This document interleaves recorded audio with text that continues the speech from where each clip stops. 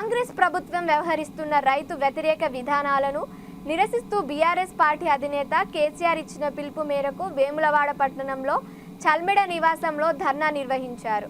ఈ సందర్భంగా ZP chairperson న్యాలగుండ అరుణ, senior నాయకులు ఏనుగు మనోహర్ రెడ్డి, రాఘవరెడ్డిలు మాట్లాడుతూ రైతన్న పండించిన పంటకు 500 బోనస్ అందించాలని డిమాండ్ చేశారు. ఈ కార్యక్రమంలో మండల పార్టీల అధ్యక్షులు గొస్కుల రవి, మల్యాల దేవయ్య, పట్టణ ప్రధాన కార్యదర్శి కందుల క్రాంతి కుమార్, సహకార సంఘాల అధ్యక్షులు ఏనుగు తిరుపతి రెడ్డిలతో పాటు పలువురు నాయకులు పాల్గొన్నారు. పార్టీ గౌరవ అధ్యక్షులు కేసీఆర్ గారి పిలుపు మేరకు ఈరోజు వేములవాడ నియోజకవర్గంలో మా ప్రజాప్రతినిధులు, నాయకులు, కౌన్సిలర్లు అందరూ కలిసికట్టుగా ఈరోజు నిరసన కార్యక్రమానికి ఇక్కడ కూర్చోవడం జరిగింది.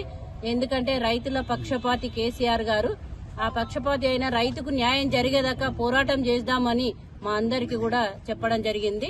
ఇవాళ రైతుకు గతంలో ఏందంటే అది 500 బోనస్ ఇస్తానన్నారు. బోనస్ ఇస్తా అని మాట మార్చి నిన్న కేవలము సన్నం వడ్లకే బోనస్ ఇస్తాము అనే మాట మార్చడం జరిగింది. ఆ మాటకు తగ్గట్టుగా ఇవాళ మేము నిరసన కార్యక్రమం చేపట్టడం జరిగింది. రైతుకు రుణమాఫీ అయ్యేదాకా, రైతును వెంటనే కళ్ళాల్లో ఉన్న వడ్లను వెంటనే కొనుగోలు చేసేదాకా, తడిసిన ధాన్యం కూడా చివరి గింజ వరకు కొనుగోలు చేయాలి.